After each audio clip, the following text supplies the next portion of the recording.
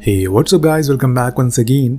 दोस्तों, आज की कहानी जो हम एक्सप्लेन करने जा रहे हैं वो असल में 19 साल की अपाहिज लड़की की ज़िंदगी के कुछ पन्ने हैं जिन्हें हर रोज़ फाड़ दिया जाता है, जिससे कि धीरे धीरे करके उसकी वो किताब ख़त्म होती जा रही है। पर ऐसा क्यों हो रहा है, चलिए जानते हैं। कोरिया के छोटे से गाँव में बने एक घर में हम तिप्सी नाम की लड़की को देखते हैं, जिसकी उम्र अभी मात्र बस 19 साल है। वो हमसे कहती है कि अगर आप जिंदा हैं तो मैं आपसे एक बात कहना चाहती हूँ। मैं कोई मॉन्स्टर नहीं हूँ, और अगर मैं मॉन्स्टर भी लगती हूँ तो आपको मुझसे गुस्सा नहीं करना चाहिए, ना ही मेरी इंसल्ट करनी चाहिए। इसके बाद हम उसके पूरे कमरे को फूलों से भरा हुआ देखते हैं, जिसे देखकर ऐसा लग रहा है कि मानो किसी ने उसके रूम को बगीचा बना दिया है। इधर हम तिप्सी को देखते हैं जो बेजान किसी गुड़िया की तरह बेड पर पड़ी हुई है, ना कुछ बोल रही है ना ही कुछ हिल डुल रही है। ऐसे वो पिछले 6 सालों से तब से लेकर आज तक न जाने कितने लोगों ने उसका मानसिक शोषण किया है, और अभी ये बस चलता ही जा रहा है। गांव का हर एक शख्स जिसका काम में मन नहीं लगता वो तिप्सी के पास आ जाया करता है और उसे परेशान करता है। तिप्सी की जिंदगी में कोई भी नहीं है, ना कोई भाई, ना कोई माँ बाप, ना कोई रिश्तेदार। वो अकेली ही ऐसी पड़ी रहती है। पर यहाँ हमें उसके पास घूमते 2 लोगों को देखते हैं जो कि सोशल वर्कर हैं, जिसमें एक का नाम ड्यून है तो दूसरे का नाम पर्क। लेकिन वो दोनों भी उसके साथ वही सलूक करते हैं जो और लोग करते हुए आ रहे हैं। ड्यून उसे टाइम पर ना तो खाना देती है ना ही दवाइयाँ, और उसे हर समय बस तंग करती रहती है। उधर पर्क अपनी मर्दानगी दिखाने के लिए एक अपाहिज लड़की पर हर रोज अत्याचार करता है, जो वो सालों से सहती हुई आ रही है। सबको इस बारे में पता है कि उसके साथ क्या होता है, लेकिन कोई भी उसका सहारा नहीं बनता, ना ही उसके लिए आवाज़ उठाता है, यहाँ तक कि कोई कोशिश भी नहीं करता। लेकिन इतना सब सहने के बाद भी उसे रात में चैन से सोने तक नहीं दिया जाता, क्योंकि तब कुछ टाउन के लड़के आकर उसके साथ बदतमीजी करने लगते हैं, उसे मारते हैं, पीटते हैं, और ये सब सुबह तक चलता रहता है। अगले दिन की शुरुआत फिर से होती है और दोबारा वही सब के लिए तिप्सी तैयार थी। यही तो उसकी ज़िंदगी है, उसने इसी को अपना नसीब मान लिया। एक डॉक्टर जो उसे कभी कभी देखने के लिए आ जाया करता है, पर गरीब की कोई मदद नहीं करता। वो तो सब अपनी ड्यूटी के लिए बस आया करता है। उन्हें अगर सच में तिप्सी की फिक्र होती तो वो उसे हॉस्पिटल में एडमिट करता, उसका सही से इलाज करता, ऐसे यहाँ बेजान छोड़कर नहीं जाता। इसी बीच हमें पता चलता है कि ड्यून, जो कि तिप्सी की केयर टेकर है, वो मिस्टर पर्क को बताती है कि वो यहाँ पर मॉडल बनने के लिए आई है, जिसके लिए वो कुछ पैसे इकट्ठा कर रही है। तभी उसने ये काम किया। तो मिस्टर पर्क कहते हैं कि वो अच्छा, मेरे कांटेक्ट में कुछ लोग हैं तो मैं उनसे तुम्हारी बात करवा सकता हूँ। अब ड्यून बहुत खुश हो जाती है और तुरंत यहाँ कर देती है। जिस दौरान मिस्टर पर्क उसके करीब आते रहते हैं, और एक दिन जब उनका मन उससे भी नहीं भरता तो उसके साथ भी वही करते हैं जो वो साल तिप्सी के साथ करते हुए आ रहे हैं। लेकिन अभी भी ड्यून को लग रहा है कि वो आदमी उसे मॉडल बना देगा। इसी झूठ में वो उसके साथ जिंदगी काट रही है। कहानी आगे बढ़ती है और एक दिन लोकल चर्च के डॉक्टर उसके पास आते और तिप्सी को देखकर कहते हैं कि तुम्हारी तबीयत तो पहले से भी खराब होती जा रही है। वो उन दोनों को डांटते भी हैं कि तुम लोग कैसे ख्याल रखते हो इसका, टाइम से तुम लोग दवा क्यों नहीं दे रहे हो। ये बोलकर वो वहाँ से चले जाते हैं। उसके कुछ दिन बाद हम एक अजीब से दिखने वाले आदमी को तिप्सी के घर में देखते हैं। वो उसके पास आकर लेट जाता है और अजीब अजीब हरकतें करना शुरू कर देता है, जैसे कि उसे गिराकर खुद ही बेड पर लेट जाना। वो बोल भी नहीं सकता। और एक और चीज़, वो अभी जेल से रिहा हुआ है। यह हमें बताया जाता है कि इसका नाम अंकल है, और वो खुद को तिप्सी का रिश्तेदार बताता है। लेकिन ऐसा तो कोई भी रिश्तेदार को वो नहीं जानती, तो फिर आखिर ये है कौन। और यही सब सोचती रहती है। उसे लगता है कि ये कोई खूनी है, पर असल में वो आदमी दिल का काफ़ी अच्छा होता है। जो काम कभी भी केयर टेकर ने नहीं किया वो सब अंकल कर रहा है, यानी कि उसे टाइम टू टाइम खाना खिलाना, उसे नहलाना, उसके साथ समय बिताना, और भी बहुत कुछ, जिससे कि तिप्सी के अंदर जो उसके प्रति डर होता है वो खत्म होता जा रहा था। अब एक दिन जब वो उसे नहलाने लेकर जाता है तब हमें एक फ्लैशबैक दिखाया जाता है, जिसमें हमें पता चलता है कि असल में अंकल और तिप्सी की माँ एक साथ रहा करते थे और वो उससे काफ़ी क्लोज भी था।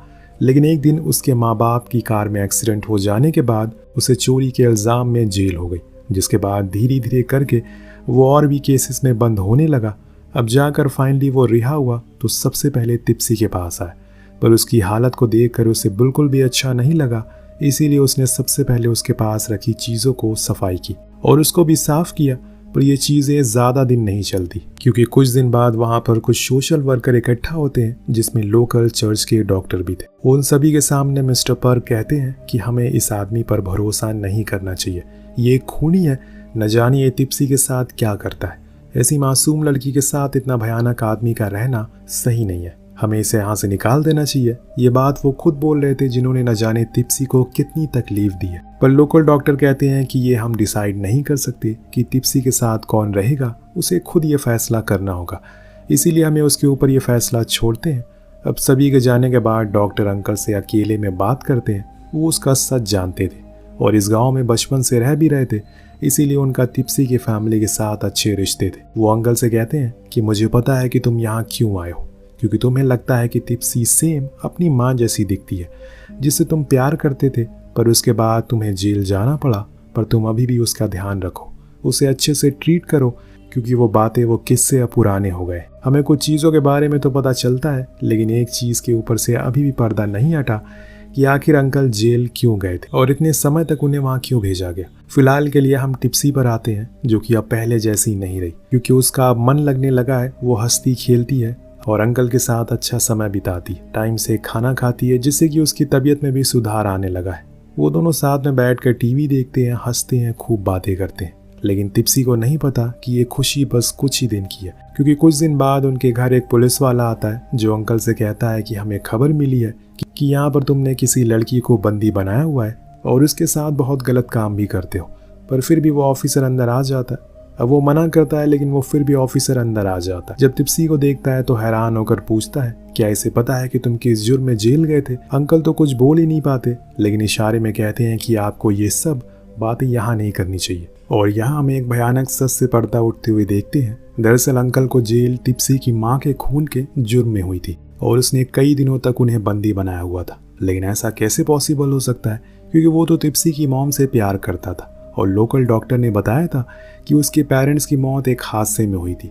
क्या सच है क्या झूठ है, अभी तो कुछ समझ नहीं आ रहा है, लेकिन कुछ ही दिन में आपको पता चल जाएगा कि किस बात में कितनी सच्चाई है। नेक्स्ट सुबह तिप्सी सोकर उठती है और आजकल की सुबह उसकी काफ़ी अच्छी हो रही है, क्योंकि अंकल उसे हर दिन अलग अलग तरह की डिशेस बनाकर खिलाते हैं। लेकिन आज जब वो दोनों डाइनिंग टेबल पर बैठे थे तो अंकल उसे बताते हैं कि वो अब यहाँ से जा रहे हैं। ये सुनकर टिप्सी कहती है कि आखिर क्यों, लेकिन वो कुछ भी जवाब नहीं देते, जिस बात से वो उन पर बहुत ही ज़्यादा गुस्सा होती है और जितना भी उन्होंने कुछ बनाया था खाने के लिए वो सब उठाकर फेंक देती है। अंकल नहीं चाहते कि उसे भी अपनी मॉम की तरह उनके बीच के रिश्ते के बारे में पता लगे, वरना उसे बहुत बुरा लगेगा।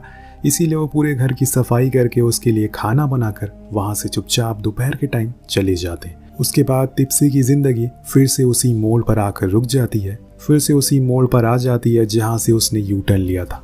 यानी कि सब कुछ फिर से होने लगता है। वहीं सुबह उठकर जलील होना, खुद को कमज़ोर समझना, फिर रात में वो टाउन के लड़कों का आना, उसके लिए अंकल का आना मानो कुछ पल की खुशी जैसा था। पर अब क्या होगा। खैर एक दिन ऐसी ही रात में जब वो सो रही होती है तो उसके पास लोकल डॉक्टर आता है और उसे कुछ उसके बारे में बताने की कोशिश करता है, जो कि अब टिप्सी को पता नहीं था। जैसे कि रूम में जो ये प्लांट्स रखे हुए हैं वो तुम्हारी मॉम ने लगाए थे। उन्हें हरियाली बहुत पसंद थी, लेकिन तुम्हारे जन्म के कुछ महीनों बाद तुम्हारे डैड की मौत हो गई, जिसके बाद वो एकदम अकेली पड़ गई। वो दिखने में बहुत खूबसूरत थी, इसीलिए सभी लोग बस मौका ढूंढते थे उसके पास आने का। उस दौरान मैं तुम्हारी मॉम से एक दो बार मिला, जब वो चर्च आती थी, तभी से मुझे उनसे पहली नज़र वाला प्यार हो गया। लेकिन तुम्हारी मॉम को कोई और पसंद था। वो थे तुम्हारे डैड के भाई अंकल, जिनके साथ वो खुश थी।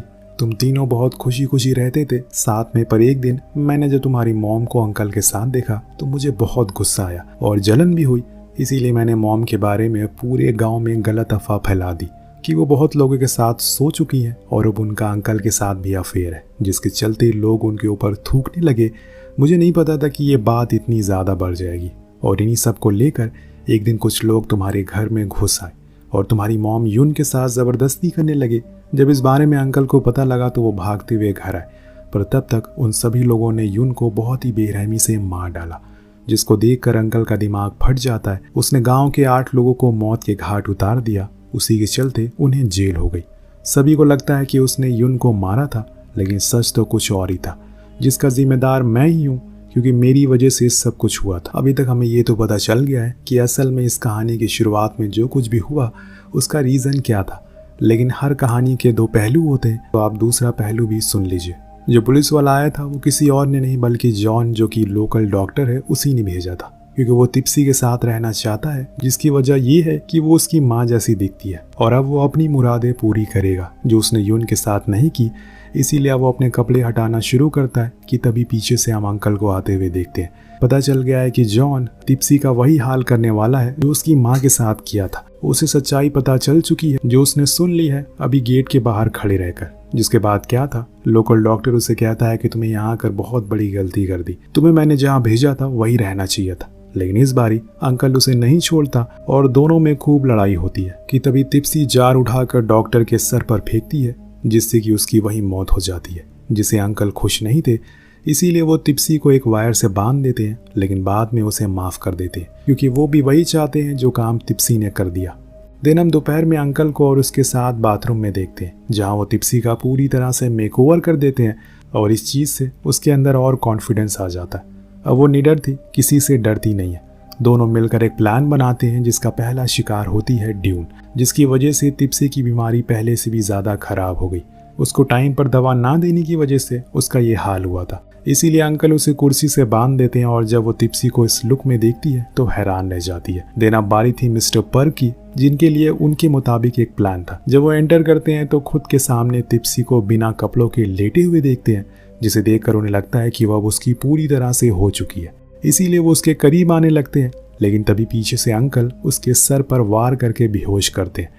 जब उसकी आंख खुलती है तो उसके सामने ड्यून बंधी हुई थी, वो भी दोनों आमने सामने थे। इधर बेड पर तिप्सी और अंकल जो ड्यून से कहते हैं कि अगर तुम्हें खुद की जान बचानी है तो उसे इतनी दर्दनाक मौत देनी है कि ये हमेशा याद रखे। पहले तो वो नहीं करती, लेकिन फिर अंकल भी उसे वही जख्म देते हैं जो पर्क दिया करता था तिप्सी को, जिसके बाद खुद की जान के लिए वो मिस्टर पर्क के प्राइवेट पार्ट को काट कर खा जाती है और इस चीज़ से उसकी वही मौके पर मौत हो जाती है। इसके बाद रात होने पर हम वो लड़के भी आते हैं जिन्हें ये नहीं पता था कि अंकल अब वापस आ चुके हैं और इसीलिए वो सभी फिर से आकर वही करतूतें करना शुरू कर देते हैं जो वो पहले किया करते थे। लेकिन इस बारी अंकल उन्हें एक एक करके खत्म करना शुरू करते हैं और इस बीच उन्हें कुछ फ्लैशबैक भी आते हैं जब यून को इन्हीं गाँव के लोगों ने बहुत ही बेरहमी से मार डाला था। वो सभी को मार डालता है। इसी बीच वहाँ पर भी वही ऑफिसर आता है जो लोकल डॉक्टर को ढूंढ रहा था। वो तिप्सी को ऐसी हालत में देखकर खुद की अंदर की भावना को बताना शुरू करता है कि उसे उसकी जैसी ही लड़की पसंद है, जो बोलकर वो उसके करीब आने लगता है।